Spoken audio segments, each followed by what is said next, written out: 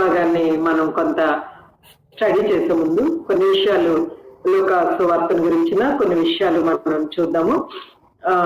ఈ సువార్తను రాసిన లూకా వైద్యుడు, తర్వాత చరిత్రకారుడు కూడా. Saint Luke is physician and historian.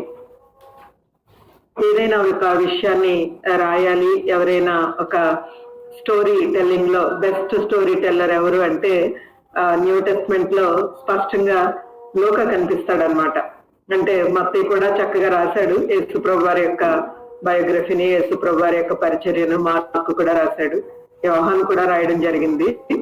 వీరందరిలో అంటే ఒక క్రానలాజికల్ ఆర్డర్ లో ఒక బెస్ట్ స్టోరీ టెల్లర్ గా లూకా నిలబడతాడు. అంటే లూకా సువార్త ఒక్కటే చాలా ఘనమైనదని కాదు, ఏ సువార్తకు ఆ సువార్త దాని ప్రత్యేకతను సంతరించుకుని ఉంది. Every gospel is unique and complementary to each other. ఈ ఫస్ట్ మూడు పుస్తకాలని కూడా సినాప్టిక్ గాస్పెల్స్ అని అంటారనమాట. సమన్వయ సువార్తలు. సినాప్టిక్ గాస్పెల్స్ అంటే చూడడానికి ఒకే తీరుగా ఉన్నాయి అనేసి. సిన్ అంటే సిమిలర్, SYN. ఆప్టిక్ అంటే కళ్ళు కదా, ఆప్థమాలజీ. మనం చూసేటప్పుడు పైకి సూపర్ఫిషియల్ గా ఈ మూడు సువార్తలు ఒకే విధంగా ఉన్నట్టు కనిపిస్తూ ఉంటాయి, కానీ ఏ సువార్తకు ఆ సువార్త చాలా ప్రత్యేకమైనది. దాదాపుగా యోహాను సువార్త అయితే టోటల్ గా డిఫరెంట్ గా ఉంటుంది. Total different in the sense the material, the content in the Johne's gospel is 90% almost we don't find in other gospels అన్నమాట. సో దేవుడు ఒక ప్రత్యేకమైన విధానంలో దైవావేశం వల్ల రాయబడిన సువార్తలు ఇవన్నీ కూడా. నూతన నిబంధనలో ఉన్న 8 మంది ఆథర్స్ లో లూకా ఒక్కడే జెంటైల్ బ్యాక్గ్రౌండ్ నుంచి వచ్చాడు. He is not from Jewish background. అన్ని జనుల్లో నుంచి వచ్చి పౌలుతో సహా ప్రయాణాలు చేసి ఏదైనా ఒక విషయాన్ని చెప్పాలి అనుకున్నప్పుడు దాన్ని తరచి దాని యొక్క రీసెర్చ్ చేసి ఒక క్రానలాజికల్ ఆర్డర్ లో, అంటే చాలా చక్కని కాలాన్ని బట్టిన ఒక ఆర్డర్ లో తను రాసుకుంటా వెళ్ళడం మనం చూస్తాం. ఎందుకంటే థియోఫిలా అని అడ్రస్ చేసి మొదలు పెడతాడు మొదటి అధ్యాయంలో. జాన్ ద బ్యాప్టిస్ట్ యొక్క పుట్టుక you don't find in any other gospel except Luke's gospel.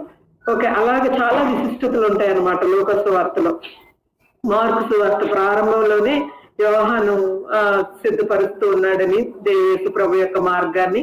అలాగా మార్కు ఇంట్రడ్యూస్ చేయడం మనం చూస్తాం. మత్తయి వచ్చేసరికి అబ్రహాం కుమారుడైన, దావీదు కుమారుడైన యేసుక్రీస్తు వంశావళి. ఎందుకంటే ఒక్కొక్క ఆథర్ కూడా వారి యొక్క రీడర్స్ ని దృష్టిలో పెట్టుకొని వాళ్ళు రాశారు. తర్వాత యేసు ప్రభు వారిని ఒక్కొక్క కోణంలో వాళ్ళు ప్రజెంట్ చేసుకుంటూ వెళ్ళారు. వాళ్ళు ప్రజెంట్ చేసిన ప్రతి కోణం కూడా, ప్రతి పర్స్పెక్టివ్ కూడా, దృక్పథం కూడా అది యేసు ప్రభు వారిలో మనం చూడగలుగుతాం అనమాట.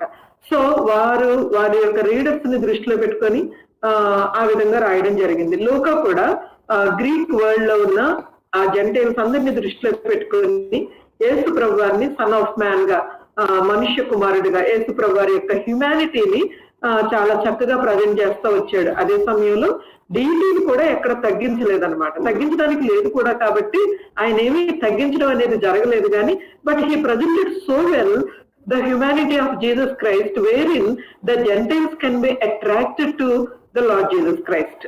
అంటే జెంటైల్స్ ఏంటంటే ఆ ఇశ్రాయేలీలకే దేవుడు, వాళ్ళకే ధర్మశాస్త్రం, వాళ్ళకే నిబంధన, వాళ్ళకే దేవాలయం, వాళ్ళకే బలులు అర్పణలు అన్న దృక్పథంలో వాళ్ళు ఉండేవారు కదా.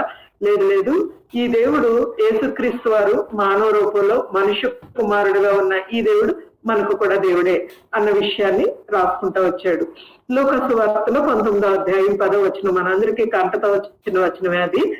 మనుష్య కుమారుడు నశించిన దాన్ని వెతికి రక్షించుటకు మనుష్య కుమారుడు ఈ లోకానికి వచ్చెను అన్నది అంశంగా తీసుకుంటాడు.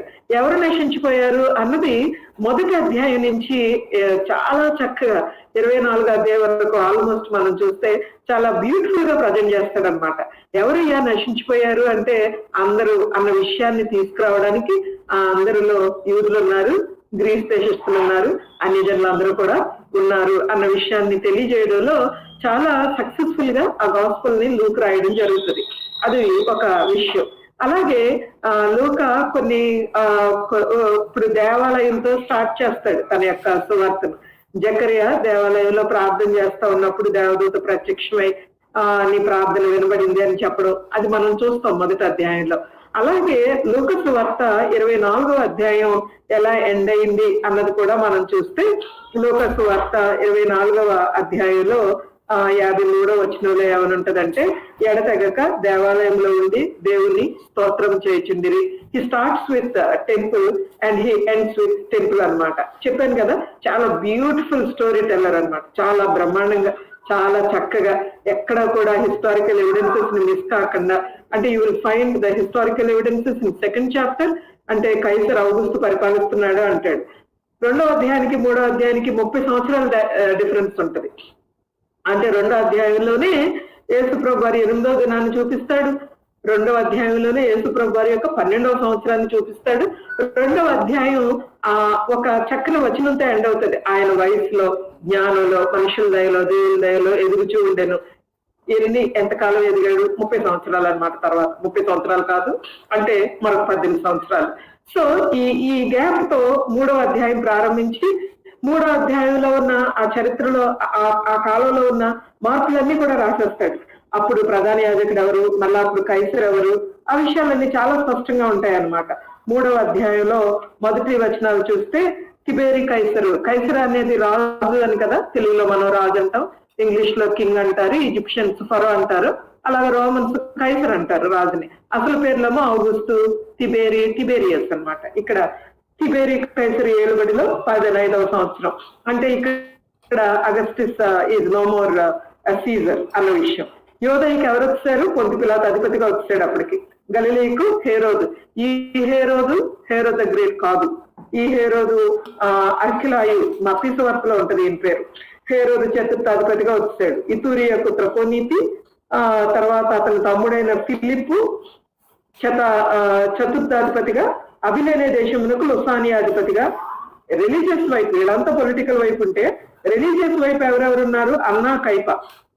అన్నయు కైపయు ప్రధాన యాజకులుగా ఉన్న కాలంలో అరణ్యములో జకరియా కుమారుడైన యెహోనాతుకు దేవుని వాక్యము వచ్చాను. ఎంత చక్కగా అంటే, ఇప్పుడు యెషయా గ్రంథం చదివేటప్పుడు, ఆమోసు, యోవేలు గ్రంథాలు చదివేటప్పుడు పలానా రాజు కాలంలో దేవుని వాక్యము ఆమోసు నద్దకు వచ్చాను, లేదా యోవేలు నద్దకు వచ్చాను, లేదా యెషయా నద్దకు వచ్చాను అని చూస్తాం చూడండి. అలా ఉంటుంది. 3వ అధ్యాయం మొదటి వచనం చదువుతా ఉంటే, ఆ కాలంలో, ఆ సమయంలో దేవుని యొక్క వాక్యం యోహాను నద్దకు వచ్చాను.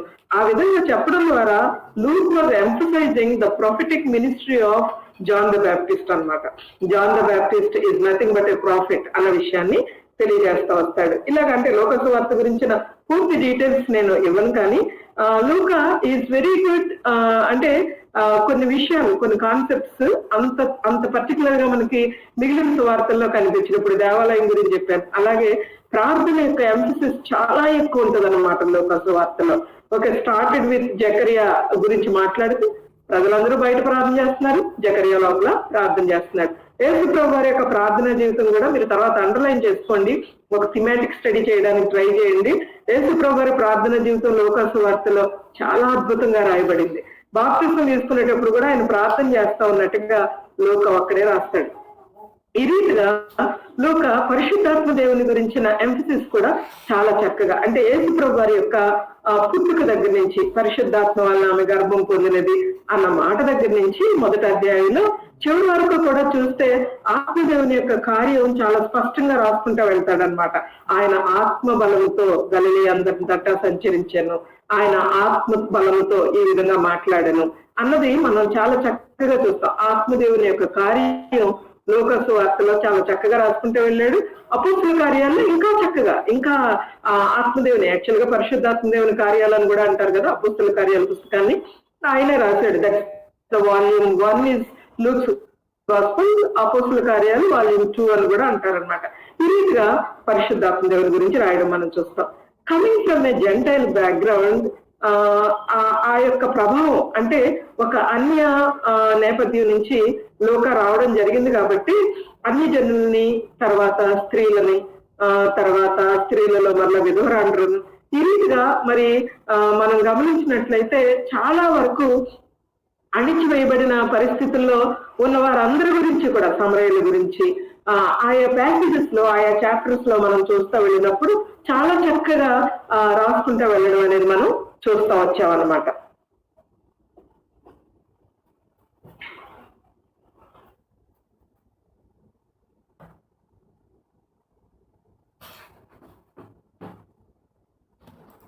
అక్క అమ్మాయి మ్యూట్లోకి వెళ్ళిందక్క.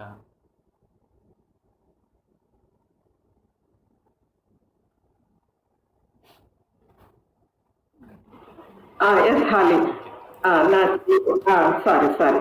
అయితే నేను ఒకసారి అదే లూకాసు వార్తలో ఉన్న ఈ యొక్క కొన్ని విషయాలు అంటే మనం మత్తయి సువార్త చూసినప్పుడు యోసేపు వంశావళి యూదుల వంశావళి గురించి, తర్వాత యేసు ప్రభువారి యొక్క వంశావళి గురించి, తర్వాత యోసేపు గురించి అలా ప్రారంభించుకుంటా రావడం మనం చూస్తాం. తర్వాత జ్ఞానులు అదే బిగినింగ్స్ లో మన లోక శుభవార్త గాని మనం గమనించినట్లయితే ఒక స్త్రీ దగ్గర మరలా జకరియా తర్వాత ఎలిజబెత్ మరలా మరియా అలాగా కొంత ఆ స్త్రీకి ఉమెన్ కి ప్రామినెన్స్ ఇవ్వడం అన్నది లూకా చాలా చక్కగా అంటే Luka is always taking on the side of the poor or on the side of the oppressed అన్నది మనం చూస్తూ ఉంటాం అనమాట. చదువుతూ ఉంటే ఆ విషయాలు మనకు అర్థం అవుతాయి. అంటే ఇదేమి I'm not talking about any feminist theology లేదా అలా కాదు, కానీ మనం చదువుతూ వెళ్తా ఉంటే ఆ విషయాలు అర్థం అవుతాయి అనమాట. జ్ఞానుల గురించి మత్తయి రాసినట్లు ఇక్కడ మనం చూస్తే లోక గొల్లల గురించి రాస్తాడనమాట. సో ఆ విధంగా చాలా చక్కని సువార్త ధనవంతుల గురించి రాశాడు, పేదవారి గురించి రాశాడు. ఎందుకంటే ఐ టోల్డ్ యూ కదా, Luka he takes always on the side of the poor. ఆ దినాల్లో ఈ పరిసయులు కానీ మతాధికారులు ఏ విధంగా ప్రవర్తిస్తూ వచ్చారు, వీరు ధనాన్ని ఏ విధంగా ఆశిస్తూ వచ్చారు, ఈ విషయాలు కూడా చాలా స్పష్టంగా లూకా తన యొక్క సువార్తలో ప్రజెంట్ చేయడం అనేది మనం చూస్తాం. అలాగే లేఖనాల గురించి విషయాలు కూడా మనం చూస్తూ వెళ్తాం అన్నమాట.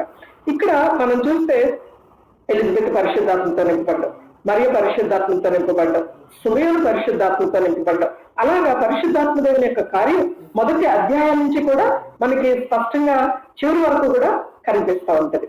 సో ఇలాగా కొన్ని టాపిక్స్ ని చాలా బ్యూటిఫుల్ గా కలిపి ఒక పూలదండని అల్లినట్టుగా చాలా చక్కగా అంటే మధ్యలో కొన్ని వేరే కలర్ఫుల్ ఫ్లవర్స్ కూడా పెడుతూ యేసు ప్రభు వారిని మనుష్య కుమారుడిగా, యేసు ప్రభు వారు నశించిన దాన్ని వెతికి రక్షించడానికి లోకానికి వచ్చాడు అన్న విషయాన్ని చాలా స్పష్టంగా తెలియజేస్తా రావడం జరిగింది. నశించిపోవు దానిని అన్న విషయానికి వచ్చేసరికి ఎవరు నశించిపోయేవారు అన్నది రెండు వర్గాలు అక్కడ. యూదులు ఎప్పుడు కూడా వాళ్ళు ఏమనుకునేవారంటే మేము అబ్రహాం సంతానం, మేము ఆల్రెడీ రక్షణ పొందేసాం, వాళ్ళు పాస్ట్ టెన్స్ లో అంటే వాళ్ళు దే ఆర్ ఆల్రెడీ సేవ్డ్ అనే ఒక భ్రమలో ఒక అభిప్రాయంలో వాళ్ళు ఉండేవారు. అనదర్ గ్రూప్ ఎవరంటే నాన్ జూయిష్ గ్రూప్, అందులో లోగో కూడా వెళ్ళిపోతాడు. ఓకే, వాళ్ళు నశించిపోయేవాళ్ళు, అది వారికి ఉన్న అభిప్రాయం. దానిని చాలా చక్కగా వివరించుకుంటా రావడం అనేది మనం చూస్తాం అనమాట.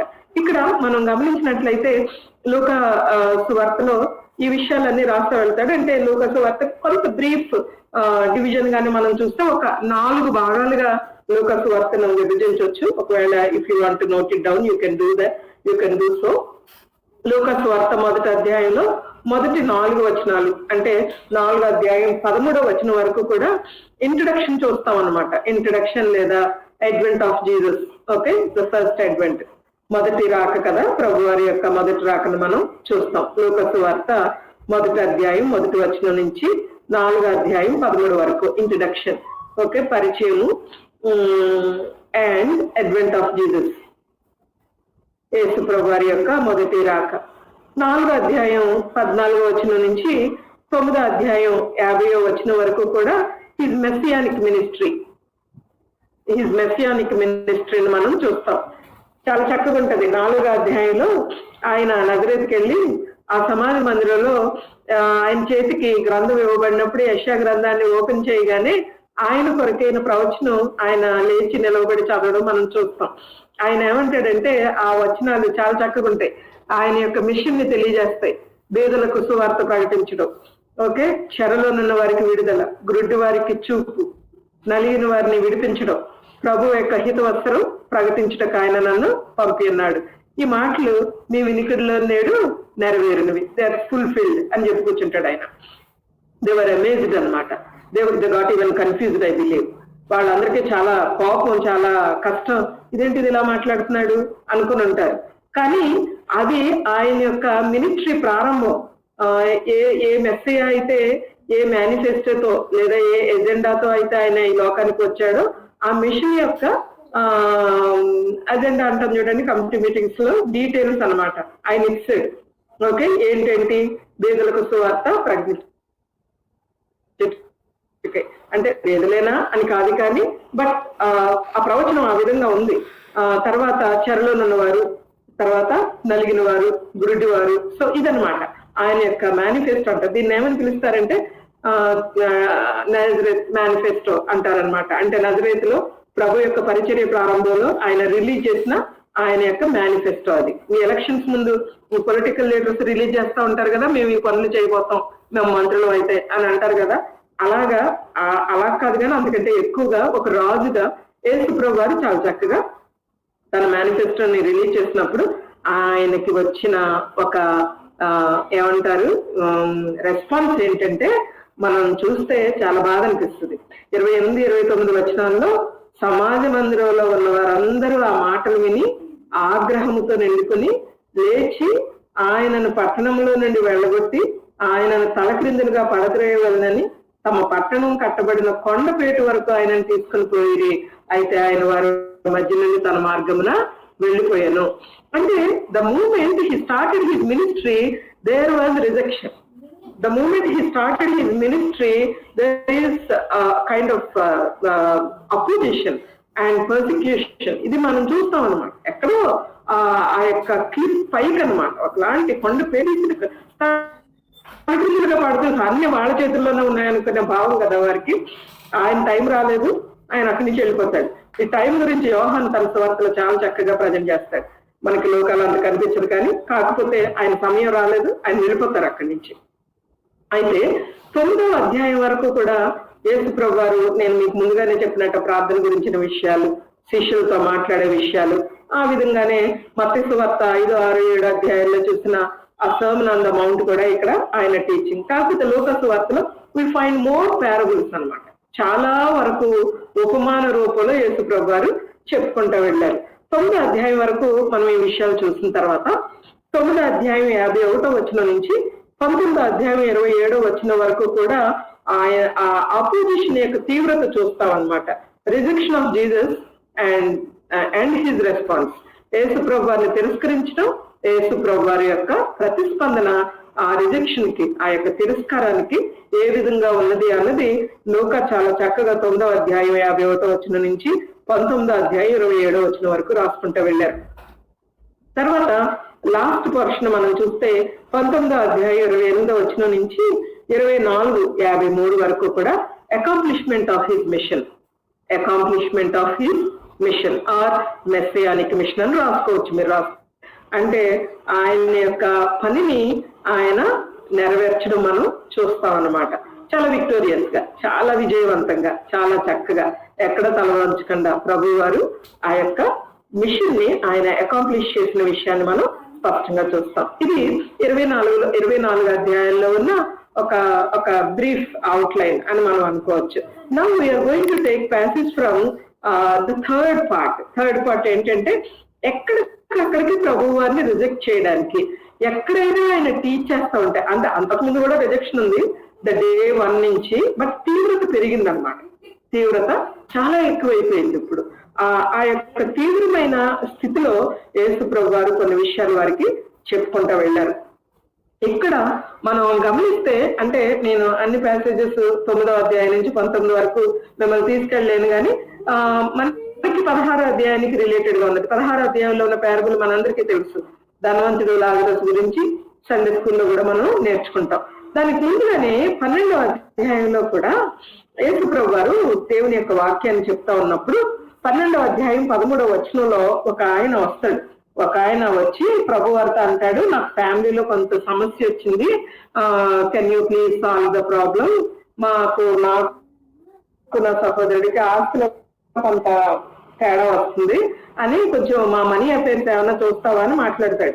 అంటే ప్రభువారు ఏంటో, ప్రభువారి యొక్క మిషన్ ఏంటో, ప్రభువారు ఎందుకు వచ్చారో ఆ విషయాలు ఏమీ ఆయనకు అర్థం కాలేదు అన్న విషయం మనకు తెలుస్తుంది. సో ప్రభువారు అంటారు 14వ వచనంలో, పోయి మీ మీద తీర్పరిగానైనాను పంచిపెట్టువానిగా అయినానని నన్ను ఎవడు నియమించిందని అతనితో చెప్పాను. ఇంకేమంటున్నాడు ఆయన, మరియు ఆయన వారితో మీరు ఏ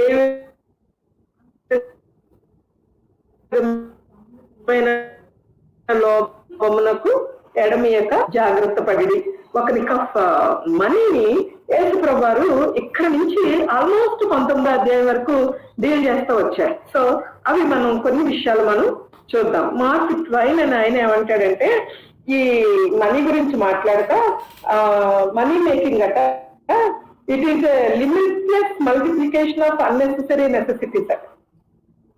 okay, limitless multiplication of unnecessary necessities. చాలా నెసెసిటీ ఉన్నట్టుగా అనిపిస్తూ ఉంటది, నిజానికి చాలా వరకు అనవసరమైన ఖర్చులు ఉంటాయి అన్నమాట. ఓకే, సో లిమిట్లెస్ గా మల్టిప్లై అయిపోతా ఉంటది మన జీవితాల్లో అన్నది మాట్లాడుతూ ఉంటాడు. తర్వాత యేసుప్రభు గారే మాట్లాడుతూ ఏమంటారు, విత్తువాని ఉపమానం చెప్పేటప్పుడు ఒక విత్తులు వెళ్ళి ముండ్ల పొదల్లో పడితే ఐహిక విచారం వల్ల ధనమోసం వల్ల ఆ వాక్యం అణగారిపోయిందట. అంటే అణిచివేయబడింది. ధనం మోసం చేస్తుంది. ఆ ధనమోసం ధనానికి ఉన్న ఒక నేచర్ ఏంటంటే money has a deceptive nature అన్నమాట. Because of that deceptive nature the word of God will not come out, అంటే విల్ నాట్ బి ఫ్రూట్ఫుల్. అంటే wealth can choke the word of God, wealth can choke the word of God. అది ఒక అంటే మెడ దగ్గర లేదా ఏమంటారు choking అంటే ఊపిరాడని పరిస్థితి లాగా చేసేసి దాన్ని ఫలం లేకుండా చేసేసే పరిస్థితి ధనానికి ఉన్నది.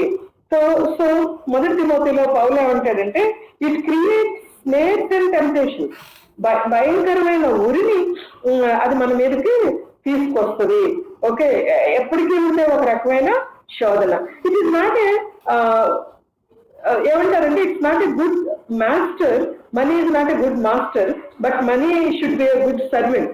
ఓకే, మన అవసరతలు తీర్చడానికి మనం ఎంతవరకు దాన్ని వాడుకోవాలో అంతవరకు వాడుకోవడానికి, అది మనల్ని మేనేజ్ చేయకుండా మనం మనీని మేనేజ్ చేసుకుంటూ రావడం అనే స్థితి దేవుడు మన దగ్గర నుంచి ఎక్స్పెక్ట్ చేస్తా ఉన్నారు. ఇక్కడ ఈ విషయాల్లో మనం చూస్తూ వెళితే అంటే ఇంకొక వాల్ స్ట్రీట్ జర్నల్ అనే జర్నల్ లో కూడా ఏమంటాడంటే మనీ గురించి, money as an article which may be used as a universal passport to everywhere except heaven. Okay, it's a universal passport. You can buy anything, okay, but you cannot buy heaven. And a universal provider for everything except happiness and satisfaction and peace. Money cannot buy certain things in this life కదా. ధనము మనకి కొన్నిటిని ఇవ్వలేదు, తృప్తినివ్వదు, సమాధానాన్ని ఇవ్వదు, ధనం సంతోషాన్ని కూడా ఇవ్వదు. But it provides bed and shelter and beautiful palace and things like that. Okay, so ఈ విషయాన్ని మాట్లాడుతూ 12వ అధ్యాయం నుంచి మనం చూస్తే 12వ అధ్యాయంలో బాబు నువ్వు మనీ గురించి మాట్లాడుతున్నావు కదా, ఒక ధనవంతుడు ఉన్నాడు, ఆ ధనవంతుడికి చాలా పంట ఎక్కువైపోయింది, ఆ గొడవలను విప్పి కట్టించాలనుకుంటా ఉన్నాడు. అలాగా స్వార్థపూరితంగా తను తన జీవితం తన ప్రాణం తన చుట్టూ మాట్లాడుకుంటా ఉంటే దేవుడు ఆ రాత్రి తన ప్రాణాన్ని అడిగారు అన్న విషయాన్ని చెప్తాడు. ఆ ధనవంతుడిని దేవుడు అడ్రస్ చేసిన విధానం ఇక్కడ మనం గమనిస్తే 12వ అధ్యాయం 20వ వచనంలో వెర్రివాడ ఫూల్ అని ఉంటది అనమాట. You are a fool not because of your money but the way you are thinking about your money. You are just like a fool you are behaving అన్నది అని ఆ పారబుల్ అతనికి చెప్పడం ద్వారా ఆ వచ్చిన వ్యక్తికి విషయం అర్థమై ఉంటది. వెళ్ళిపోయాడు. తర్వాత మనకి అంటే లోక ఆ వ్యక్తి యొక్క రెస్పాన్స్ ఏమీ ఇక్కడ రాయలేదు కానీ మనకి, but we can understand. I think he kept quiet and left the place. Okay, he understood what it is. తర్వాత మనం చూస్తే 16వ అధ్యాయంలో అంటే యేసు ప్రభు వారు చాలా పారబుల్స్ చెప్తా వచ్చారు. వారందరికీ కూడా 15వ అధ్యాయంలో కూడా మళ్ళా మనం ఉపమానాలు చూస్తాం. తప్పైన గొర్రె నాణం, తర్వాత కుమారుడు. 16వ అధ్యాయంలో ఒక గృహ నిర్వాహకుడు గురించి మాట్లాడతాడు. చాలా అన్యాయస్తుడు, చాలా మాస్టర్కి తెలియకుండా చాలా డబ్బులు వాడేశాడు. చాలా డబ్బులు వాడేసిన తర్వాత అది ఆయనకి తెలిసిపోయి ఆయన అకౌంటబిలిటీ అడిగినప్పుడు మరలా కొంచెం తెలివి ఉపయోగించాడు. తెలివి ఉపయోగించి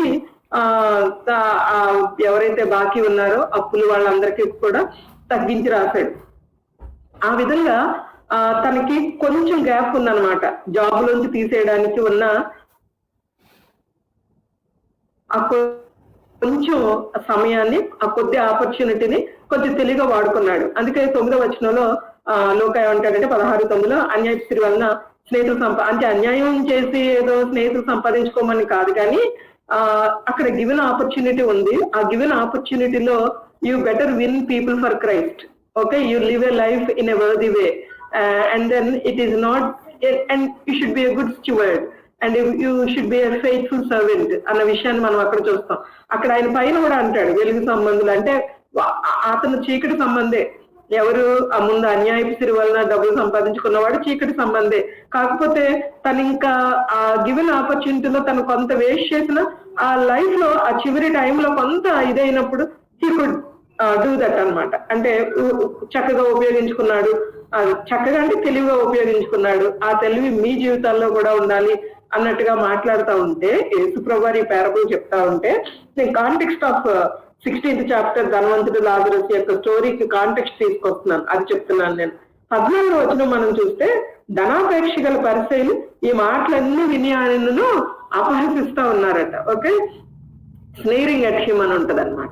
అంటే చాలా హేళనగా పిచ్చోడు ఏం మాట్లాడుతున్నాడు. ఓకే, ఏంటి ఈయన బోధించేది?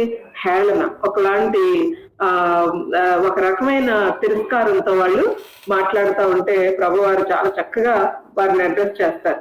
వారి నోరు మూపిచ్చినట్టుగా మాట్లాడతాడు అక్కడ ప్రభువారు.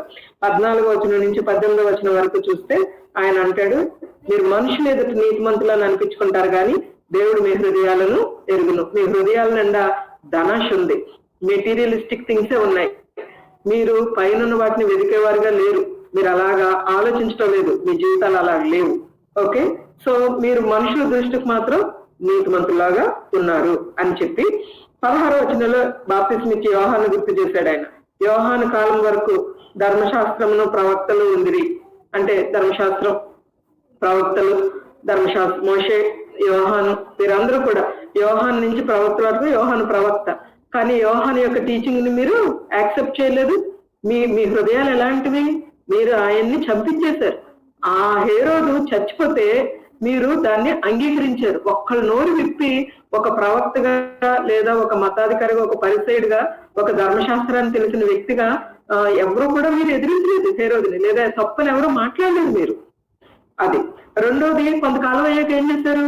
యేసుప్రభుని పిల్లలకు అప్పగించేశారు యూదులు కదా, వీరే కదా పరిసయ్యులు. సో ఇక్కడ మనం చూస్తే ఏమంటున్నారు? మీరు ఎలా ఉన్నారంటే దేవుని రాజ్య సువార్త ప్రకటింపబడుతుంది అప్పటి నుంచి, కానీ ప్రతివాడు ఆ రాజ్యంలో బలవంతంగా చొరబడుతున్నారు. ఓకే, మీరు చాలా అంటే బలవంతంగా చొరబడేవారుగా ఉన్నారు, కానీ మీకు యాక్చువల్ గా సరి అయిన మార్గం తెలియదు. మీరు ధర్మశాస్త్రాన్ని నెరవేర్చేవారుగా కూడా లేరు. ఆ ధర్మశాస్త్రం ఏ యేసుక్రీస్తు గురించి అయితే రాస్తుందో ఆ మెస్సియాను ఎదురుగా నేను ఉన్నప్పుడు ఆయన్ని కానీ యేసుప్రభు గారిని కానీ యేసుప్రభు గారి యొక్క వర్డ్ ని, టీచింగ్ ని కానీ వాళ్ళు అంగీకరించడం లేదు, పైగా అపహసిస్తా ఉన్నారు. ఆ విషయాన్ని రాస్తూ అఫ్కోర్స్ అక్కడ 18వ వచనంలో మ్యారేజ్ గురించి రాస్తారు. ఎందుకంటే that's not a new teaching. Already sermon on the mount లో యేసుప్రభు గారు వివాహం ఆడుడు గురించి, వ్యభిచారం గురించి, తర్వాత విడాకుల గురించి విషయాలన్నీ ఆయన చెప్పారు. కాకపోతే ఏంటంటే ఈ విషయాలట ఈ స్క్రైబ్స్ కానీ తర్వాత ఫారిసీస్ కి మధ్య కొంత డిఫరెన్స్ ఉంది. తర్వాత మ్యారేజెస్ లో lot of money is involved అనమాట. లాట్ ఆఫ్ మనీ, లైక్ అన్యజనుల్లాగా lot of money is involved in the marriage matters for that పరిచయాలకి. సో ఆ విషయాన్ని కూడా ఇక్కడ ఎత్తి చూపుతూ మీరు ఎలా ప్రవర్తిస్తున్నారు, మీ కుటుంబాల్లో, వివాహాలలో ధర్మశాస్త్రాన్ని ఎక్కడన్నా నెరవేరుస్తున్నారా? మీరు నెరవేర్చడం లేదు కదా. ఓకే అని ఆయన ఆ యాంగిల్లో కూడా మాట్లాడేసరికి దేవర్ క్వైట్. అండ్ దెన్ ఆయన ఇంకా ముందుకు వెళుతూ మీరు ఇలాగే కంటిన్యూ అవుతాయి అంటే మీ గ్రీడీనెస్, ఓకే, చాలా ఏమంటారు దాన్ని, పిసినారితనంతో, లోభత్వంతో మీరు ఇలాగే కంటిన్యూ అయిపోతే మీ లైఫ్ ఏమవుతుందో చూడండి అన్న విషయాన్ని ఆయన మాట్లాడాడు. ఇక్కడ మనం చూస్తే 19వ వచనం నుంచి 31వ వచనం వరకు కూడా ఇద్దరున్నారు, ధనవంతుడు ఉన్నాడు, లాజరస్ ఉన్నాడు. వారి మధ్య వ్యత్యాసాలు మనకి చాలా ఈజీగా మనం ఫైండ్ అవుట్ చేయొచ్చు. వారి మధ్య ఉన్న కామనాలిటీస్ ఏంటో చెప్తారా? మీరు ఎవరన్నా అన్మ్యూట్ చేసుకొని చెప్పొచ్చు, 1 or 2 people. You can respond to me, no problem. Commonalities అంటే ఈ ధనవంతుడికి లాజరుకి కామన్ గా ఉన్న విషయాలు ఏంటి? There are differences, that is very evident. Contrast చాలా క్లియర్ గా తెలిసిపోతా ఉంది. కాకపోతే కామనాలిటీస్ కూడా ఉన్నాయి. What are the commonalities?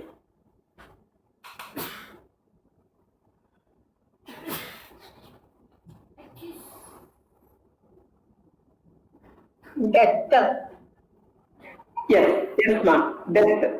Thank you, sister. Death is a common thing for both of them. Okay, death ఇంకో మాట కూడా చెప్పొచ్చు కదా.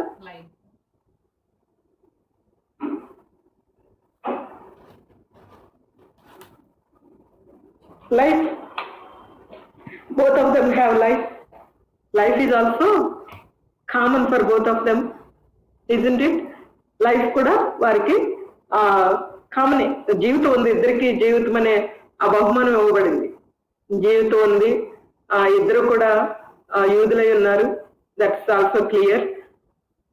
ఇద్దరు కూడా అంటే ధర్మశాస్త్రం, మోషే, ప్రవక్తలు ఇలాంటి విషయాలు మాట్లాడారు కాబట్టి ఇద్దరికి ఆ విషయాలు తెలుసు. ఇవి కామన్ గా ఉన్నాయి. డెత్ వాళ్ళిద్దరికి కామన్ గా ఉన్నది అన్న విషయం మనకి అర్థమవుతా ఉంది. ధనవంతుడు చాలా లగ్జరియస్ గా జీవించినట్టుగా మనం చూస్తా ఉన్నాం. ఓకే, మీరు మ్యూట్ చేసుకోవచ్చు, నో ప్రాబ్లం. ధనవంతుడు చాలా చాలా అంటే చాలా రాయల్ గా, బహుశా ఆ దినాల్లో అక్కడున్న ధనవంతులు అందరిలో కూడా చాలా ఫేమస్ పర్సన్ అయి ఉండొచ్చు అని మాట్లాడుతూ ఉంటారు. ధనవంతుడి పేరు ఎందుకో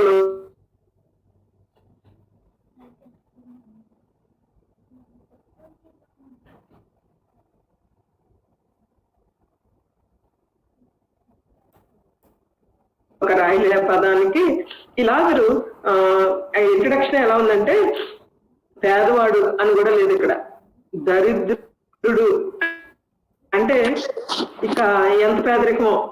ఇంకా మీరు మ్యూట్ చేసుకోవచ్చు.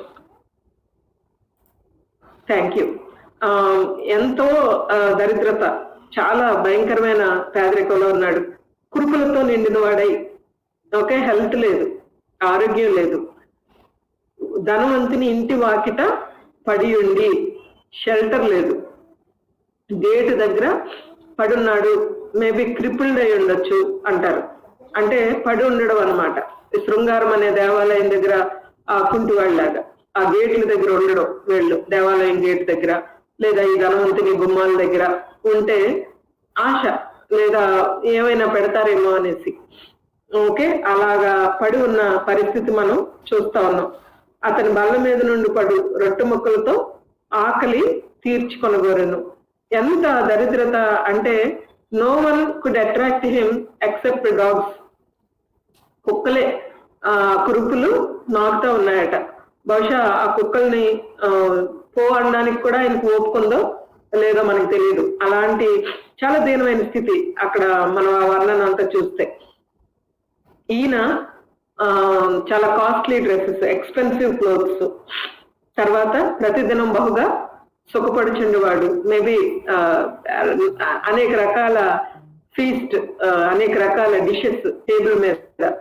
ఓకే, సాల్మన్స్ టేబుల్ అంటారు కదా కొన్నిసార్లు, అంటే టేబుల్ నిండా అన్ని రకాలు ఉంటాయి. It's like salmons table, Kings table లాగా అనమాట. ఓకే, అలాంటి జీవితం జీవిస్తా ఉన్నాడు.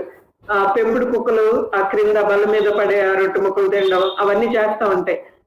తర్వాత వాళ్ళు నాప్కిన్ గా వాడేది తిన్న తర్వాత వేరొక రకమైన రొట్టెలు వాడేవారు. ఆ రొట్టెకే వాళ్ళు చేతులు తుడుచుకునేవాళ్ళు. ఆ రొట్టె కోసం పెంపుడు కుక్కలు చూసేవన్నమాట. బహుశా లాజరు అలాంటి రొట్టె ఏమైనా దొరుకుతుందేమో అని కూడా చూశాడు, కానీ అక్కడ ఏమి దొరికినట్టు మనకి కనిపించలేదు. 22వ వచనం చూస్తే, దరిద్రుడు చనిపోయి, ఓకే, ఆ దరిద్రుడు చనిపోయి డెత్ అనేది రావడం మనం చూస్తాము. మొట్టమొదటిగా లాజరు చనిపోయినట్టుగా మనం చూస్తున్నాం. ఎందుకంటే ఫస్ట్ లాజరు డెత్ ఇక్కడ రాయబడింది, తర్వాత ధనవంతుడు మరణించినట్టుగా మనం చూస్తా ఉన్నాం. ఈయన చనిపోయినప్పుడు జరిగింది ఏంటంటే, ఇట్స్ అంటే unimaginable and an amazing invitation. దేవదూతలు వచ్చారట, దేవదూతలు తీసుకువెళ్ళారు. దేవదూతలు చేసే పనులు చాలా ఉంటాయి. మనం అనుకుంటాం రాత్రులు నిద్రపోయినప్పుడు కాపాడతారు, లేదా ప్రయాణాలు చేస్తున్నప్పుడు కాపాడతారు. కరెక్టే, దేవుడు ఆ యొక్క పనిని మన నిమిత్తమై దేవుడు దేవదూతలకు అప్పగించారు. అంత మాత్రమే కాదు, పరిశుద్ధులు మరణించినప్పుడు దే విల్ రిసీవర్స్ అనమాట. దే విల్ రిసీవర్స్ చాలా చక్కగా దేవదూతలే తీసుకుని వెళ్ళడం అనేది మనం అక్కడ చూస్తాం. అంటే చాలా గ్లోరియస్ ఇన్విటేషన్ లా ఉంటది. ఇప్పుడు ఎవరైనా చీఫ్ గెస్ట్ ఎంటర్ అవుతా ఉంటే ఏదైనా అకేషన్ కి, నేషనల్ డేస్ మనం సెలబ్రేట్ చేసేటప్పుడు ఫ్లాగ్ హాస్టింగ్ కి అటు ఇటు కూడా మనం ఎస్కాట్ ని పెడతా ఉంటాము. లేదా ఎన్సీసీ కెడెట్స్ ఉంటారు స్కూల్స్ లో, కాలేజెస్ లో మనం చూస్తాం కదా. ఇక్కడ అలా దేవదూతలు ఒక సెయింట్ లోపలికి ఎంటర్ అవుతా ఉంటే మరణించి అలాగా ఉంటదన్నమాట. వెల్కమ్ చేయడం మనం చూస్తాం. సో మేబీ లాజరు ఎప్పుడు తన లైఫ్ లో ఆ విధంగా జరుగుతుందని మరి ఎక్స్పెక్ట్ చేశాడో లేదో, చక్కగా దేవదూతల చేత అబ్రహాము రొమ్మున ఆనుకొనుటకు కొనుక్కోబడను. పారడైజ్ అనే పదం అబ్రహాము రొమ్మున, ఓకే, అంటే ద బోజమ్ ఆఫ్ అబ్రహాం అన్న పదంతో కూడా చెప్పబడింది అనమాట ఇక్కడ. తర్వాత ధనవంతుడు కూడా చనిపోయాడట. ధనవంతుడు కూడా చనిపోయాడు.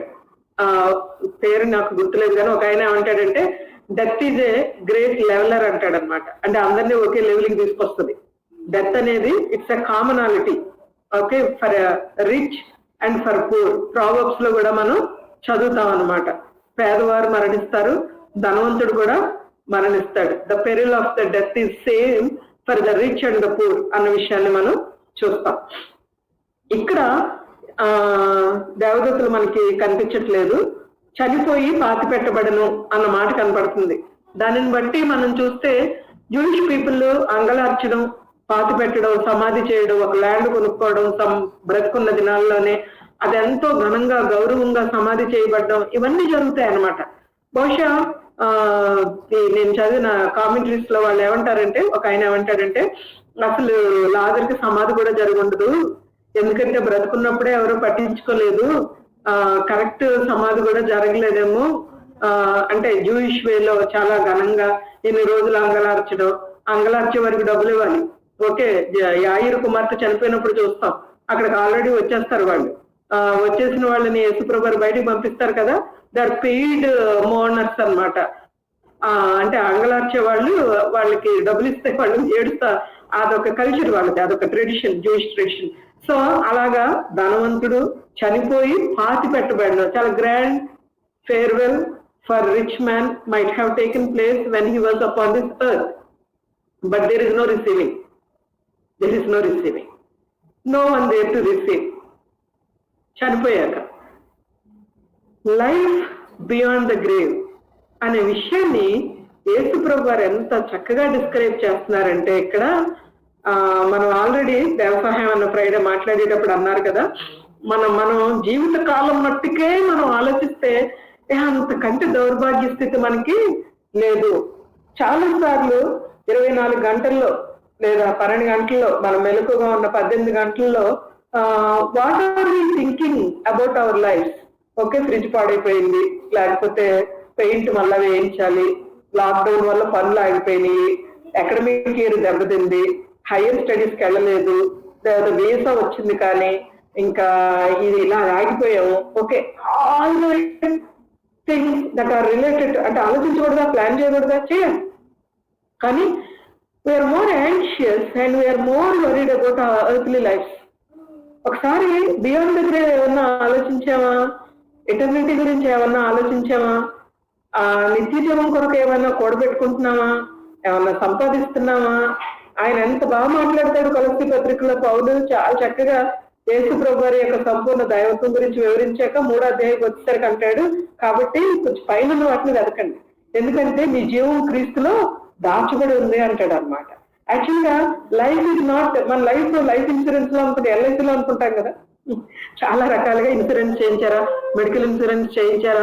ఈ కరోనా వచ్చాక ఎంతమంది అడిగారో నిజంగా మెడికల్ ఇన్సూరెన్స్ ఉండాలి. నిజమే, అదంతా కరెక్టే. But no, more than corona, more than this dangerous diseases, there is a dangerous place that we will be ended up కదా. యేసుప్రభు వారిని సొంత రక్షకునిగా అంగీకరించకపోయినా మరి ఆ జీవితాలు చాలా వేరుగా ఉంటాయి కదా. మరి ఇక్కడ ఇద్దరికి కామన్ గా డెత్ వచ్చింది. లాజరు చనిపోయాడు, ధనవంతుడు చనిపోయాడు. Lazaru was received by angels and there is a bright place, a place wherein happiness dwells and the peace dwells, and then he is enjoying his life. చాలా చక్కగా ఉన్నాడు.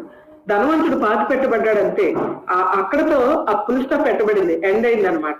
తర్వాత ఆయన వెళ్ళిన ప్లేస్ ని కానీ మనం చూస్తే అప్పుడు అతడు పాతాళములో బాధపడచ్చు. టార్మెంట్ అనే పదం 4 సార్లు చెప్పబడింది ప్యాసేజ్ లో కానీ మనం చూసినట్లయితే. వివిధ రకాల తెలుగు పదాలు వాడబడ్డాయి. ఇంగ్లీష్ లో చూస్తే టార్మెంట్ అని ఉంటది అనమాట. 23వ వచనంలో అప్పుడు అతడు పాతాళంలో బాధపడచ్చు ఆ మాట చూస్తాం. 24వ వచనంలో వర్స్ 24లో లాస్ట్ లైన్ చూడండి, యాతన పడుచున్నానని కేకలు వేసి చెప్పాను. యాతన, ఓకే, అంటే వేదన కంటే, బాధ కంటే, కష్టం కంటే తీవ్రమైన స్థితి కదా యాతన అనేది. 25వ వచనం లాస్ట్ లో కూడా నీవు యాతన పడుచున్నావని అబ్రహాం కూడా చెప్తా ఉన్నాడు. తర్వాత 28వ వచనంలో చూస్తే వేదనకరమైన స్థలము. దేర్ ఆర్ 4 వర్డ్స్ అనమాట, ఫోర్ టైమ్స్ యాక్చువల్ గా, సేమ్ వర్డ్ బట్ 4 times. బాధపడడం, యాతన పడడం, మళ్ళా రెండోసారి యాతన పడడం అన్నది ఉంది. తర్వాత వేదనకరమైన స్థలము. ఎవరైతే యేసు ప్రభు వారిని సొంత రక్షకునిగా అంగీకరించి యేసు ప్రభు వారి యొక్క రక్తంలో కడగబడిన జీవితం ఉంటుందో వారు ఆ స్థలానికి వెళతారు. That is called Hades. పాతాళము. That is a temporary dwelling for the spirits of the unbelievers, okay, non Christians. ఆ హేడ్స్ లో, పాతాళంలో they will be waiting for the final judgement. వారు చివరి తీర్పు కొరకే ఎదురు చూస్తూ ఉంటారు అన్న విషయాన్ని మనం చూస్తాం. ఇక్కడ ఒకే place, what many theologians agree, ఒకే స్థలం. ఆ స్థలంలోనే పరదైస్ ఉన్నది, పాతాళం కూడా ఉంది. పరదైస్ కూడా, ప్యారడైజ్ కూడా it's a temporary place for the Christians when they die. Okay, వారు క్రైస్తవులు మరణించినప్పుడు, క్రైస్తవులు అంటే ఇక్కడ మనం అర్థం చేసుకోవాల్సింది బిలీవర్స్ అనుకోవాలి. ఓకే, వారు ఎప్పుడైతే మరణిస్తారో వారు పరదేశంలో ఉంటారు అన్న పదం చెప్పబడింది. పరదేశు అనే మాట కూడా బైబిల్లో మనం గమనించినప్పుడు ఒక 2-3 సార్లు 4 సార్లు అంటే ఫ్యూ రిఫరెన్సెస్ మాత్రమే ఉన్నాయి అన్న విషయాన్ని మనం చూడాలి. ఇక్కడ అంటే హేడ్స్ హ్యాడ్ 2 sections అంటారనమాట. One is a paradise portion and another one is a punishment portion. ఇది ఎప్పుడు సిలువకు ముందు మాట్లాడే విషయాలు ఇవి. సిలువకు ముందు a paradise is a portion of hades only, okay, and that is not a portion of punishment, but there is another place that is hades, it is a punishment portion.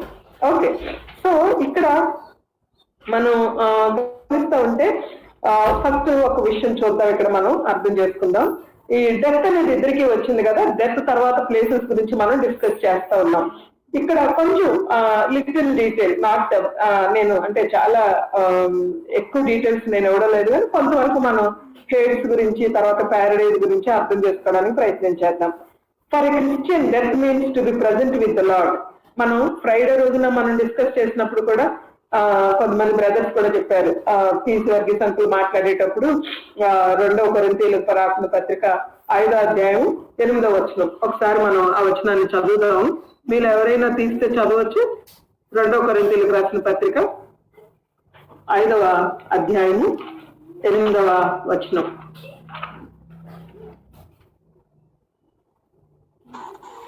చదవండి.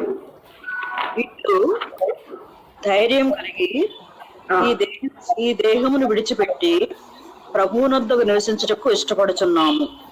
కావున దేహమందును ఈ దేహమును విడిచినను ఆయనకి ఇష్టమై ఉండవల్లని మిగులు అపేక్షించుతున్నాను.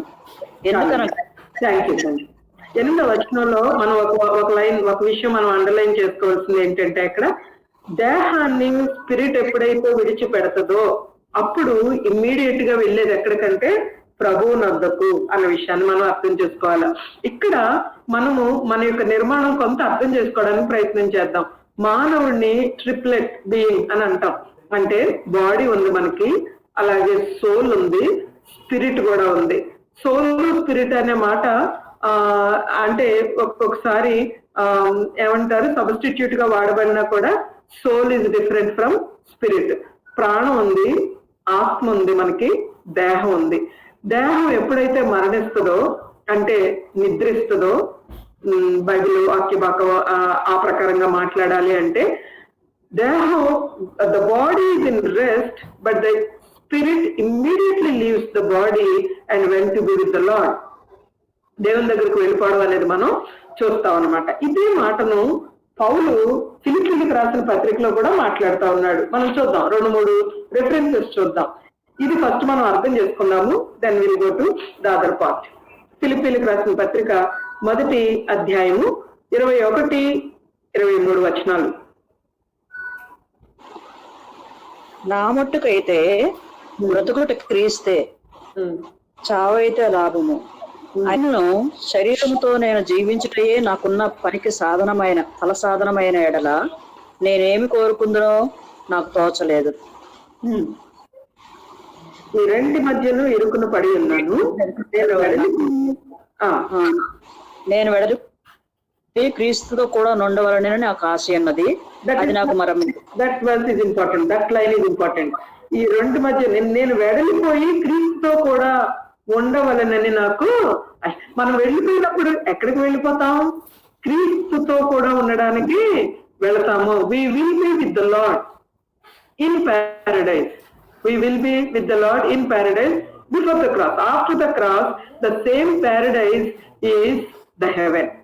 ఓకే, ఆ పరలోకంలో అంటే Paradise లో ఆ యొక్క పార్ట్ ఆఫ్ హేడ్స్ లో ఉన్న వ్యక్తులను యేసు ప్రభు వారు చెరగా పట్టుకెళ్ళిపోయారు అన్న విషయాన్ని ఎఫెసీ పత్రికలో మనం చూస్తాం అన్నమాట.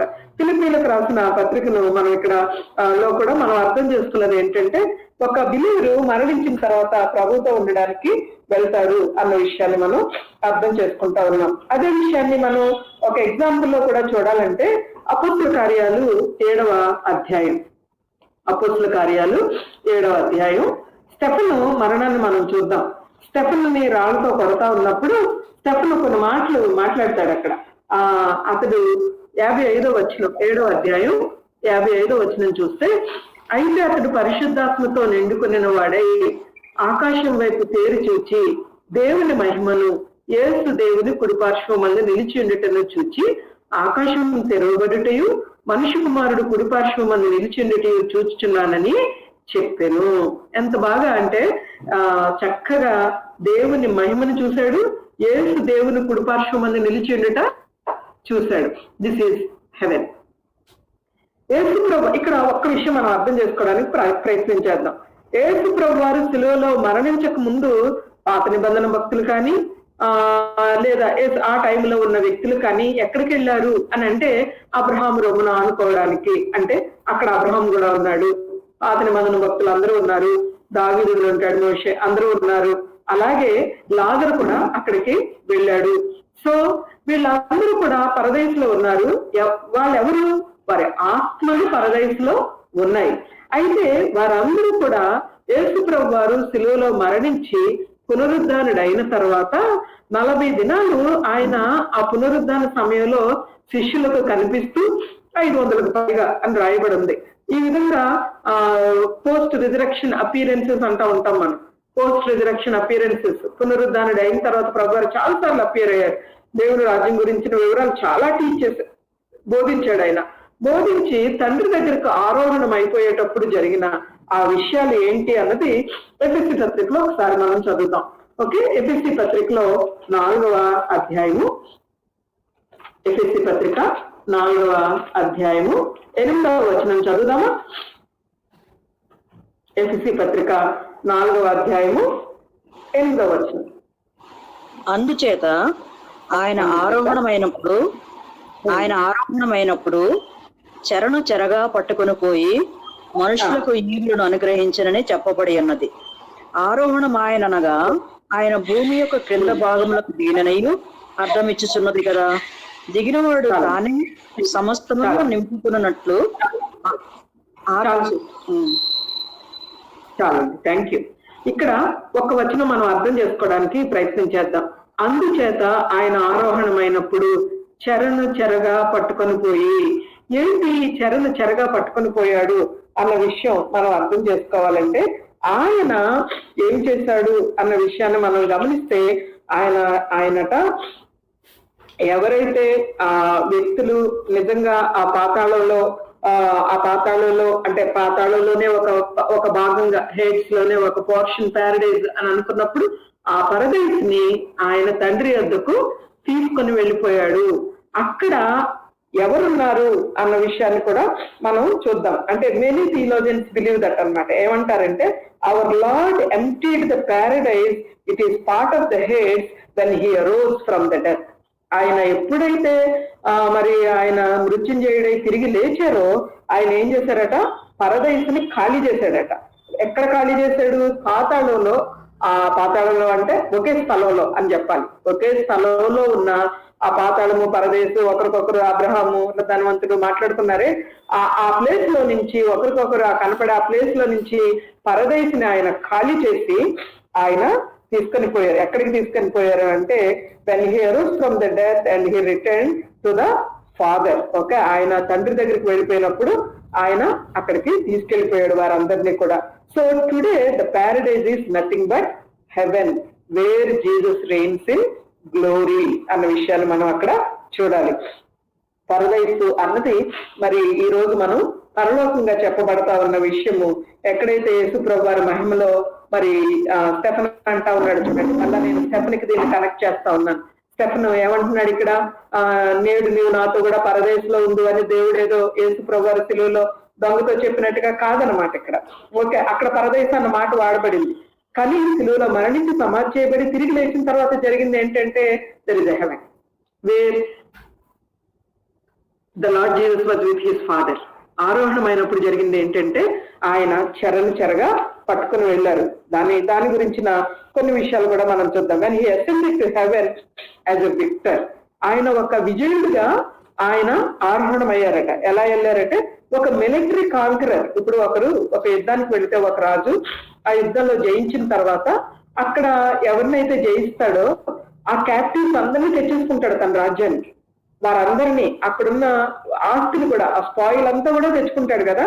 ఆ విధంగా పరదైస్ ని ఆయన ఎంటీ చేశాడు. ఎందుకంటే ఇక్కడ క్యాప్టివ్స్ అంటే ఎనిమిస్ గా మనం చూడకూడదు, కానీ ఇక్కడ ఒక్క కాంటెక్స్ట్ లోనేనట క్యాప్టివ్స్ ఆర్ నాట్ ఎనిమీస్ అనే విషయాన్ని మనం అర్థం చేసుకోవాలి. Sinners who were held captives by sin and Satan have now been taken capture by Christ, even death is a defeated ఫో.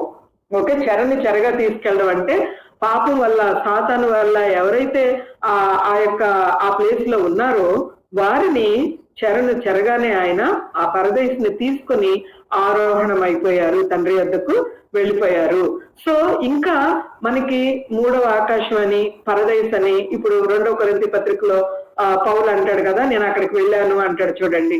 That is haven it self అన్న విషయాన్ని మనం అర్థం చేసుకోవాలి. ఇక్కడ స్టెఫెన్ దగ్గర చాలా స్పష్టంగా మనకి అంటే చాలా వివిధిగా ఆ డిస్క్రిప్షన్ ఇవ్వబడింది. స్టెఫెన్ చెప్తా ఉన్నాడు, యేసు దేవుని కుడిపార్శ్వమున నిలబడి ఉన్నాడు, ఆయన దేవుని యొక్క మహిమను ఆయన చూడడం జరిగింది.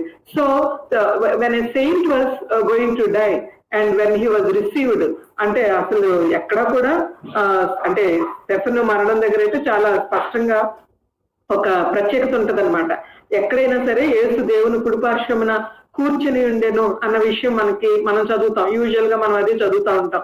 కానీ అపోస్తుల కార్యాలు వచ్చేసరికి మొట్టమొదటి హతసాక్షి అయిన స్టెఫెన్ పరలోకానికి వెళుతూ ఉంటే యేసు ప్రభు వారు నిలబడ్డట్టుగా మనకు కనపడుతుంది అనమాట. అంటే when he wants to receive the first martyr in to heaven there is a standing ovation అన్నట్టుగా మనం చూస్తాం అనమాట. సో అది heaven. Okay, so now when we die our spirits will go to heaven అన్న విషయాన్ని, ఈ క్లారిటీని మీరు మనసులో ఉంచుకోవాలని, అర్థం చేసుకోవాలని కోరుతా ఉన్నాను. Okay, if there is anything that you want to ask me, okay, అది మనం డిస్కషన్ లో చూడొచ్చు అన్నమాట. ఇది ఇంతవరకు what is paradise, what is heaven అన్న విషయాలు మనం ఇక్కడ చూస్తూ ఉన్నాం. ఇప్పుడు హేడ్స్ గురించి కూడా మనం కొన్ని విషయాలు అర్థం చేసుకుందాం. ఓకే, హేడ్స్ అనేది ఆ ప్లేస్ ఆఫ్ టార్మెంట్ అన్నది మనం చూస్తాం. ఆల్రెడీ ధనవంతుడు ఆ పదం ఒక 4 సార్లు మనం ఈ ప్యాసేజ్ లో రావడం కూడా మనం చూస్తాం. ఇదే సేమ్ వర్డ్ ని సేన అనే దెయ్యం పట్టిన వాడు యేసు ప్రభు వారు మార్క్స్ వార్త 5వ అధ్యాయం 7వ వచనంలో చూస్తే, మమ్మల్ని బాధపరచుకుము, సర్వోన్నతుడైన దేవుని కుమారుడా యేసు మాతో నీకేం పని, మమ్మల్ని బాధపరచు అంటే వాటికి భయం అనమాట. యేసు ప్రభు వారు మళ్ళా ఎక్కడ బాధపరచకము అనే పదం యాక్చువల్ గా టార్మెంట్ అనే వర్డ్ వాడారు. అంటే పాతాళానికి దేవుడు పంపించేస్తారేమో అని ఆ పందుల దగ్గరకో అక్కడికో ఎక్కడికో పంపమని అడుగుతాయి చూడండి. That is the place is Hades అన్నమాట. ఓకే, సో ఇక్కడ మనం గమనించినట్లయితే దేవుని యొక్క జడ్జిమెంట్స్ కూడా ప్రకటన గ్రంథంలో మనం చూసినప్పుడు ప్రకటన గ్రంథం 9వ అధ్యాయం 5వ వచనంలో టార్మెంట్ అనే పదం వాడబడింది.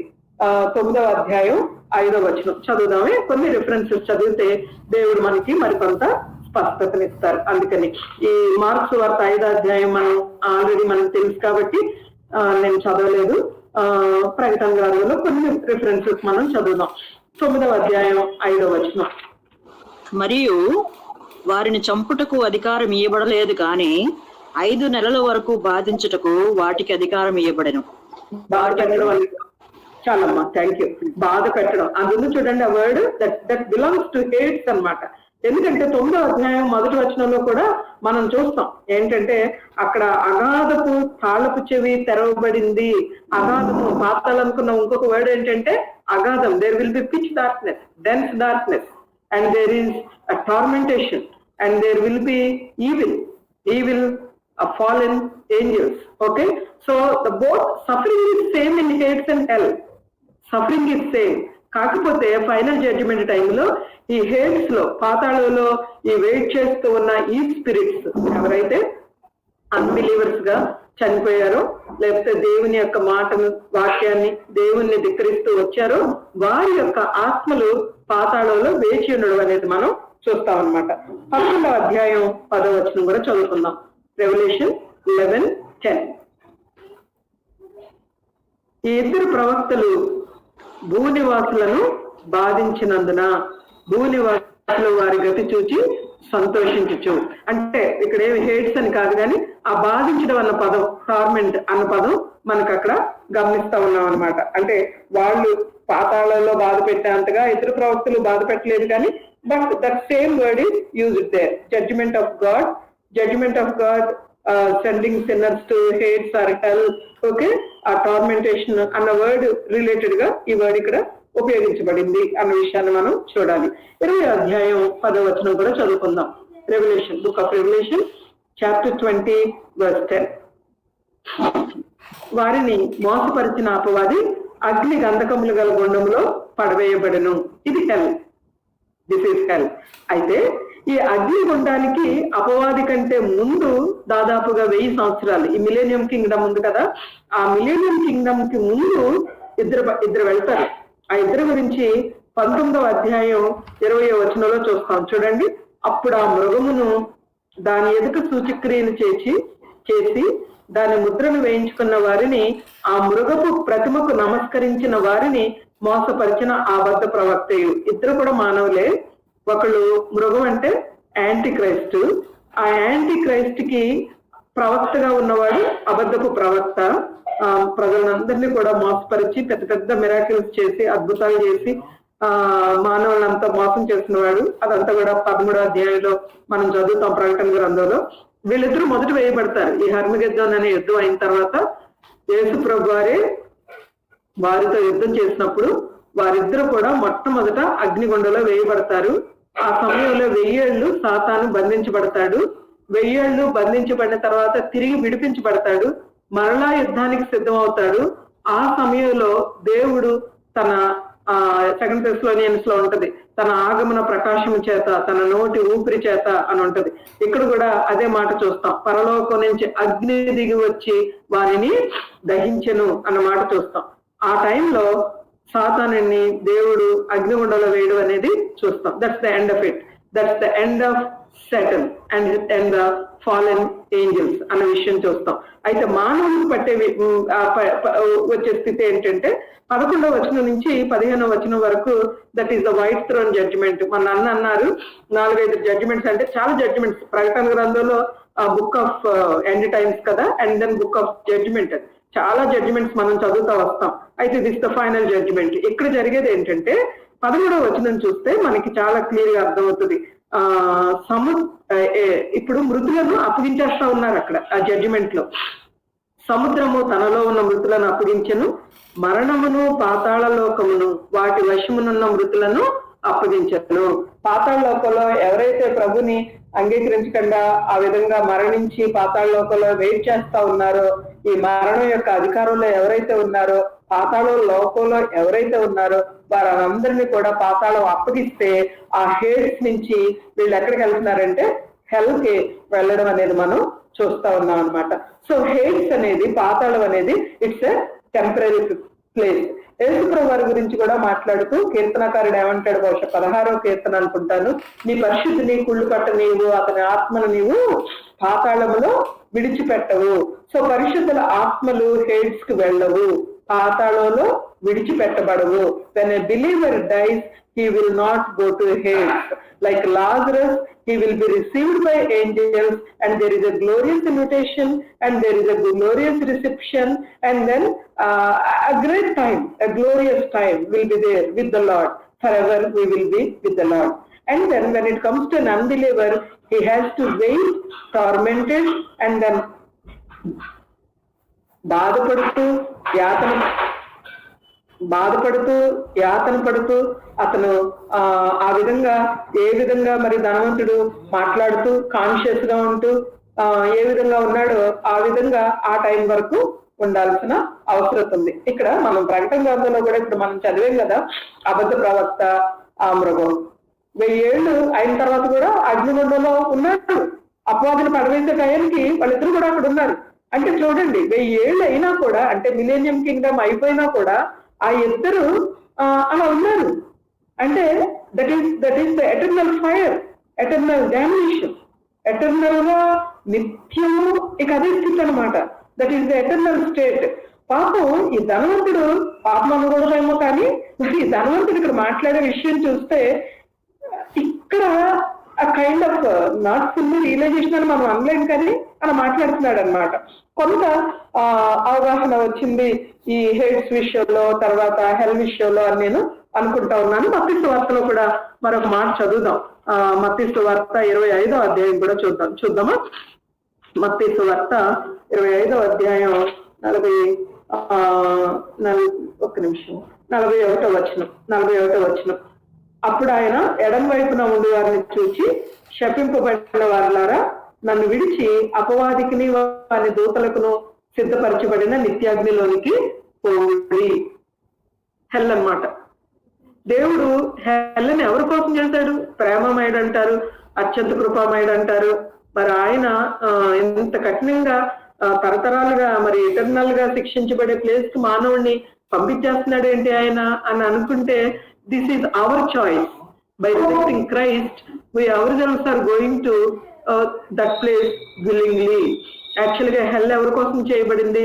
పాతాళ బిలవలో ఎవరిని ఆయన పెట్టేశాడు, మూసి ఉంచాడట. యోధా పత్రిక 2వ పేతురు పత్రిక మనం చూస్తే 2వ అధ్యాయంలో మనం చూస్తే, దేవదూత ఎవరైతే అపవాదిగా మారిపోయాడో, ఎవరైతే పడిపోయారో ఆ దేవదూతల కోసం ఇక్కడ కూడా మత్తయి సువార్తలో కూడా ప్రభు వారు స్పష్టంగా చెప్పారు ఈ మాట. చూడండి ఏమంటున్నాడు, నన్ను విడిచిన అపవాదికిని వాని దూతలకును.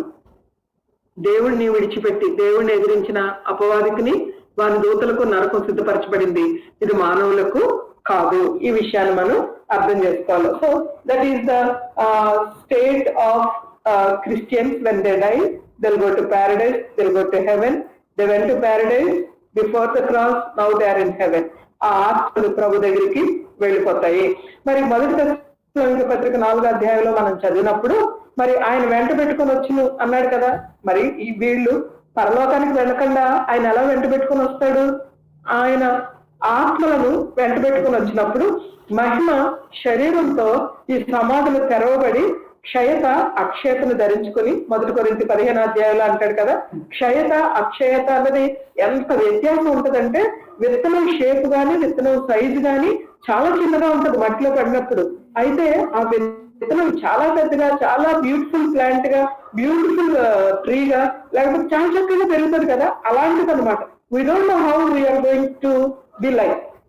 ఆ మహిమ శరీరాలు ఎంత బాగుంటాయో, ఎలాంటిది ఇవ్వబడతాయో మనకు తెలియదు. కానీ క్షయత అక్షయతను ధరించుకోవడం అంటే ఆ విత్తనం ఏ విధంగా క్షీణించిపోయి పైకి మొక్క బయటకు వచ్చిన తర్వాత మనకి ఎక్కడ విత్తనం కనిపించదు. విత్తనం కనిపించదు. విత్తనం సైజులోనో విత్తనం షేప్ లోనో అలాగే కనిపించదు. అంటే మానవాకారం ఉండదాకా మనకి మనం ఏదో వేరుగా అయిపోతాం అంటే అలా కాదు నేను అనేది. But it is a glorious state. It is a glorious body that God is going to give us. That glorious body will be united with the spirit which is in heaven, which is going to come along with the Christ when he returns to the earth కాదు కానీ ఆ మేఘ మండలం మీదకి వచ్చినప్పుడు ఈ విధంగా బ్రతికి ఉన్న వారు ఎత్తబడడం, సమాధులు తెరవబడి మహిమ శరీరాలుగా ఆ యొక్క స్పిరిట్స్ వారితో కలవడం, ఆ తర్వాత ఇక్కడ మరి సజీవులుగా ఉండే మనం కూడా మనము మరణించలేదు, మహిమ శరీరాలుగా మనం మార్చబడ్డం అనేది జరుగుతూ ఉంది. So this is brief understanding that we need to have. Okay, అంటే చాలా కొంచెం ఎక్కువగా చదివితేనే కొంత సంఘం గురించిన సంఘం ఎత్తబడే విషయాలు కానీ ర్యాప్చర్ గురించి, తర్వాత ఎండ్ టైం విషయాలు, ఎస్కటాలజీ అంటాం, ఆ విషయాలు మనం కొంచెం డాక్టరీన్ గా డీటెయిల్డ్ గా నేర్చుకుంటే మరికొన్ని విషయాలు అర్థమవుతాయి. కానీ ఈ ప్యాసేజ్ వరకు మనం పరిమితి చేసుకున్నప్పుడు ఇంతవరకు మనకు కొన్ని విషయాలు అర్థమయ్యాయి అని నేను అనుకుంటా ఉన్నాను. నన్ను క్షమించండి, కొంచెం ఎక్కువ టైం తీసుకోవాల్సి వస్తుంది, ఎందుకంటే keeping the discussion in view on Fridays discussion నేను కొంత ముందుకు వెళ్తా ఉన్నాను. ఇక్కడ మనం 16వ అధ్యాయానికి వద్దాము. 16వ అధ్యాయానికి వచ్చి నేను ఇక్కడ ముగిస్తాను. ఇక్కడ చూస్తే ధనవంతుడు రిక్వెస్ట్ పంపించమని అడుగుతాడు లాజర్ని. బహుశా యాక్చువల్ గా లాజర్ బ్రతుకున్నప్పుడు దేవుని గురించిన విషయాలు మాట్లాడి ఉంటాడు, దేవుని గురించిన విషయాలు గుర్తు చేస్తుంటాడు, ధనవంతుడికి చెప్పుంటాడు, తప్పనిసరిగా బిలీవర్ అయ్యి ఉంటాడు లాజరు. అందుకే ఇప్పుడు ధనవంతుడు అప్పుడు లాజరు టెస్ట్ మనీ చెప్పేవాడు కదా, లాజరు దేవుని వాక్యం గురించి చెప్పేవాడు కదా. ఇప్పుడు లాజరు బ్రతికి ఒకసారి భూమి మీదకి వెళ్ళినట్లయితే లాజరు మళ్ళా మా తమ్ముళ్ళు, మా ఫ్యామిలీ మెంబర్స్ అక్కడ కూడా కొంచెం లిమిటెడ్ గానే ఆలోచిస్తున్నాడు, కొంత సెల్ఫిష్ గా. మిగిలిన ఎవరి గురించి ఆలోచించడం లేదు ఆయన. వాళ్ళందరూ ఈ ప్లేస్ కి రాకుండా ఉంటారు కదా అని మాట్లాడుతూ ఉన్నాడు. నా the state of ఎటర్నిటీని అబ్రహాం ఎక్స్ప్లెయిన్ చేస్తా ఉన్నాడు. ఒకటి ఏంటంటే ఇక్కడి నుంచి లాజర్ ఎక్కడికి వెళ్ళడు, ఎందుకంటే that is the state of eternity. Okay, that is the character of Lazarus. So లాజరు ప్రభువుని అంగీకరించాడు, యాతన పడ్డాడు, ఇప్పుడు సుఖాన్ని అనుభవిస్తా ఉన్నాడు. మరి ఇక్కడ ఎవరు ధనవంతుడు, నువ్వు సుఖాన్ని అనుభవించావు, సుఖంగా ఉండడం అన్నది తప్పు కాదు, కానీ దేవుని యొక్క వాక్యాన్ని లక్ష్య పెట్టలేదు. ధర్మశాస్త్రంలో చాలా రిఫరెన్సెస్ ఉన్నాయి, లెవిటికస్ లో కానీ ద్వితీయోపదేశ కాండలో కానీ పేదలను పట్టించుకోమని, వారికి పొలంలో కూడా పరిగా మొత్తం అంతా ఏరేయద్దు, కొంత వాళ్ళకి గుప్పిళ్లతో ధాన్యాన్ని పెట్టమని ఉంటది అనమాట, వేయమని ఉంటది. తర్వాత ధర్మశాస్త్ర ప్రకారంగా ఒకవేళ యూదులు జీవించినట్లయితే అసలు పేదల సంఖ్య అక్కడ ఉండదు. ప్రవక్తల గ్రంథాలలో ధనవంతుల్ని చాలా గద్దించారు, ఎందుకంటే వాళ్ళు పేదలను చాలా హింసించి ధనాన్ని సమకూర్చుకుంటా ఉన్నారు. యాకోబు కూడా అంటాడు, తన పత్రికలో చాలా రాస్తాడు అనమాట, మీ ధనం చిమ్మటి పడతా ఉంది, మీ ధనం తుప్పు పట్టిపోతా ఉంది అని మాట్లాడతాడు. సో అది కండిషన్ వాళ్ళది. సో ఇక్కడ ఆ విషయాలు మాట్లాడుతూ ఉన్నాడు. 12వ అధ్యాయంలో మనం ధనవంతుడిని చూస్తాం, 16వ అధ్యాయంలో ఈ ధనవంతుడిని చూస్తాం. తర్వాత 18వ అధ్యాయంలో ఒక ధనవంతుడైన యవనస్తుడు కూడా యేసుప్రభు గారి దగ్గరికి వస్తాడు. అతను కూడా చాలా ఏదో ఆనెస్ట్ గా మాట్లాడతాడు కానీ వెరీ డిజానెస్ట్ అనమాట.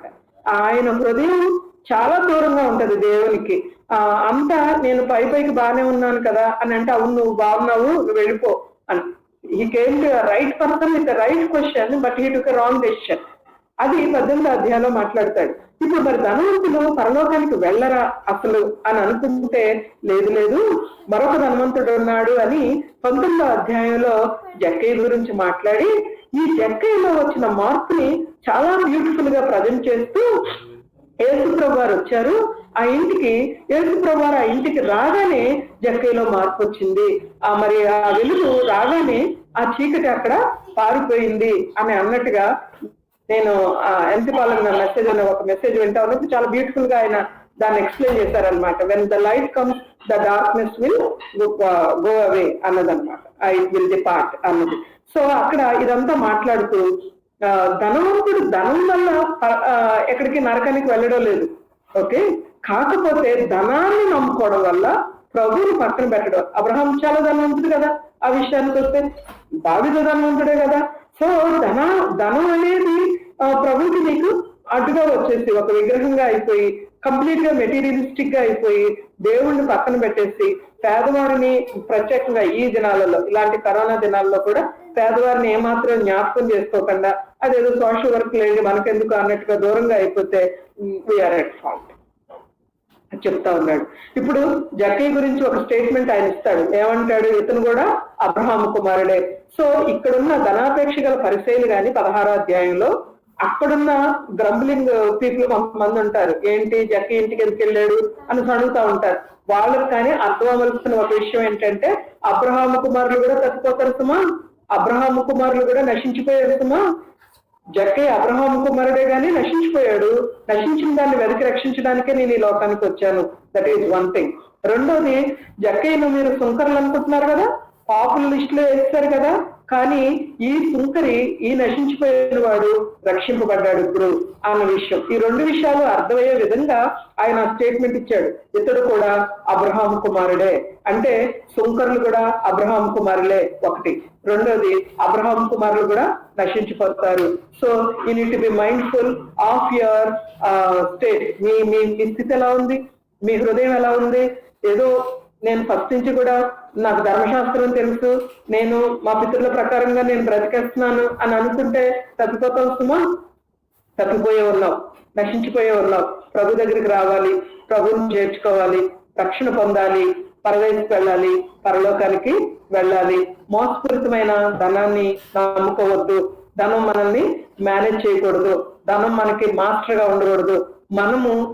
మనకి అది సర్వెంట్ గా ఉండాలి. మన యొక్క పర్పసెస్ ని అది ఫుల్ఫిల్ చేయాలి.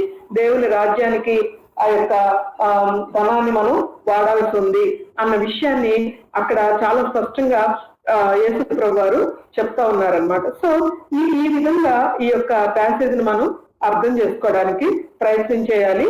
తర్వాత మరొక విషయాన్ని కూడా లాస్ట్ టైం శుక్రవారం రోజున మాట్లాడుతూ అడిగారు అనమాట. ఏది అంటే మగ్దలేన మరియను ఎందుకు ప్రభు ముట్టుకోవద్దు అన్నాడు అన్నది ఏంటంటే, నేను ఇక్కడ 40 రోజులు ఉండిపోతున్నాను, don't be panic and you have to do one more job. అదేంటంటే, నువ్వు ఇప్పుడు నన్ను అంటే డోంట్ క్లింగ్ అంటూ మీ. ఆమె కండిషన్ ఎలా ఉంటుందంటే చాలా ప్రేమ కలదు. ప్రభు అంటే చాలా ప్రేమ కదా, మిగిలిన వారికి ప్రేమ ఉంది, కానీ అంతకంటే ముందు వచ్చింది సమాజ్ దగ్గరికి ధైర్యంగా ఇదంతా మగ్దలేనే. సో ఆమె తోటమాలని ఏమడుగుతుంది, అక్కడ ఉన్న వాళ్ళని ఏమడుగుతుంది, నా ప్రభుని ఎవరో ఎత్తుకుపోయారు, నాకు చూపించండి, నేను ఎత్తుకుపోతా అంటే. ఆ పాజిటివ్ నేచర్ చాలా చక్కగా, అంటే తన ప్రేమ అంతా అక్కడ ఎక్స్ప్రెస్ చేస్తా ఉంటే, అది కాదు ఇప్పుడు చేయాల్సింది, డోంట్ బి పానిక్, నేను ఇంకా తండ్రి దగ్గరికి వెళ్ళలేదు 40 days అన్న మాట ఆయన అని ఉండడు. కానీ I will be here for some more time, we will meet some more time again. So you first go and tell the brothers that I'm alive అన్న విషయం, ఆ జాబ్ ని చెప్పడం కొరకు. తర్వాత నేను ఇంకా ఇక్కడే ఉంటాను అన్న, అది చాలా న్యాచురల్ ఇంటర్ప్రిటేషన్, అంటే చాలా సబబుగా ఉన్న ఒక ఇంటర్ప్రిటేషన్ అనిపించింది అనమాట నాకు చదువుతా ఉన్నప్పుడు. So this is one more thing. So ఈ తండ్రి దగ్గరికి వెళ్ళడం, పునరుద్ధరణ అవ్వడం, ఆ తర్వాత జరిగిన విషయాలు కొంతవరకు I hope God has given us a little understanding about this subject. And then what are the things that we have learned from scriptures అని అనుకున్నప్పుడు, దేవుని యొక్క వాక్య ప్రకారంగా మనం చూసినప్పుడు, let's not love anything more than our Lord. Let's not love anything more than our Lord. And then whatever is that is written in the scriptures, that let us follow that. ప్రభు వారు దేవుని యొక్క వాక్యంలో ఏదైతే రాసి ఉంచారో వాటిని మనము వెంబడించాలి. తర్వాత there is a glorious life beyond the grave. The life is not here itself. ఇక్కడే మన జీవితాలు ముగియబడ్డలేదు, ఎటర్నిటీ ఉంది. ఎటర్నిటీలో ఇక్కడ జీవిస్తున్న జీవితం it's a drop of ocean కదా, సముద్రంలో ఒక నీటి బొట్టు లాంటి, చేద నుండి జారే నీటి బిందువు అంటాడు కదా, అలాగనమాట. సో ఈ చిన్న జీవితంలో వచ్చే కొన్ని సవాళ్లు, కొన్ని శ్రమలు, కురుపులతో బాధపడడం, అనారోగ్యంతో బాధపడడం, లేకపోతే కొంత పేదరికంతో బాధపడడం, కొన్ని అవసరతలు మనం ఇక్కడ తీరకపోవడం, కొన్ని బహుశా కొంత డిస్సాటిస్ఫాక్షన్ లైఫ్ లో ఇవన్నీ ఉంటాయి. But still when you are a child of God, you will be received by the Lord, you will be received by the angels one day, and you will be in heaven with the Lord forever. May God bless His word. Thank you.